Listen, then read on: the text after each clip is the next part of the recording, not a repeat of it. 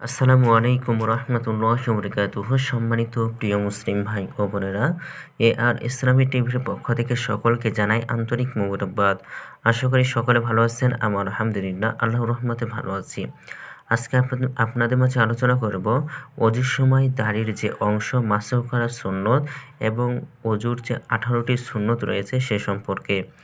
অজুর ফরজ কাজ হলো 4টি: পুরো চেহারা ধোয়া, উভয় হাত কনুসহ ধোয়া, মাথা মাসেহ করা এবং উভয় পা টাকনু পর্যন্ত ধোয়া। অজুর এই 4টি ফরজের কথা কোরআনে এসেছে। আল্লাহ তাআলা বলেন, হে মুমিনগণ, যখন তোমরা নামাজের জন্য উঠবে তখন তোমাদের মুখ এবং কনুই পর্যন্ত হাত ধৌত করো, মাথা মাসেহ করো এবং টাকনু পর্যন্ত পা ধৌত করো। সূরা মাইদা। অজুর সময় পূর্ণ চেহারা অর্থাৎ এক কানের লতি থেকে অপর কানের লতি পর্যন্ত এবং কপালের চুলের গোড়া থেকে থুতনি পর্যন্ত ধৌত করা ফরজ। চেহারার কোনো অংশ শুকনো থেকে গেলে অজু হবে না। কারো চেহারার সীমার মধ্যে অর্থাৎ গালে এবং থুতনির উপরে যদি ঘন দাড়ি থাকে তাহলে অজুর সময় ওই দাড়ির উপরিভাগ ধৌত করা ওয়াজিব। এ অংশের দাড়ি শুধু মাসেহ করা যথেষ্ট নয়, আর দাড়ি যদি পাতলা হয় তাহলে শুধু দাড়ির উপরিভাগ ধৌত করবে হবে না, বরং দাড়ির ভেতরের চামড়া পর্যন্ত পানি পৌঁছাতে হবে।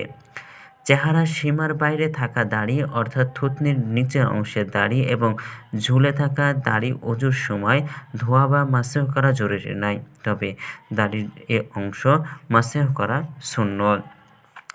অজুর সুন্নত কাজটি যে 18টি, তার মধ্যে 1 নম্বর হলো অজুর নিয়ত করা, 2 বিসমিল্লাহ পড়া, 3 উভয় হাত কবজি পর্যন্ত ধৌত করা, 4 মিসওয়াক করা, 5 কুলি করা, 6 নাকে পানি দেওয়া, 7 রোজাদার না হলে ভালোভাবে কুলি করা এবং নাকে পানি দেওয়া, 8 প্রতিটি অঙ্গ 3 বার করে ধৌত করা, 9 ঝুলে থাকা দাড়ি মাসেহ করা, 10 আঙ্গুলসমূহ খিলাল করা, 11 পূর্ণ মাথা মাসেহ করা, 12 উভয় কানের ভেতর এবং বাহিরে মাসহ করা, 13 মাথার সামনের অংশ থেকে মাসহ শুরু করা, 14 গর্দান মাসেহ করা, 15 ধোয়ার সময় অঙ্গগুলোকে ঘষে মজে ধোয়া, 16 একটি অঙ্গ শুকানোর আগেই পরের অঙ্গ ধোয়া, 17 অঙ্গগুলো ধোয়ার সময় ধারাবাহিকতা রক্ষা করা, অর্থাৎ প্রথমে মুখমণ্ডল, তারপর হাত ধোয়া, এরপর মাথা মাসেহ করা এবং পা ধোয়া।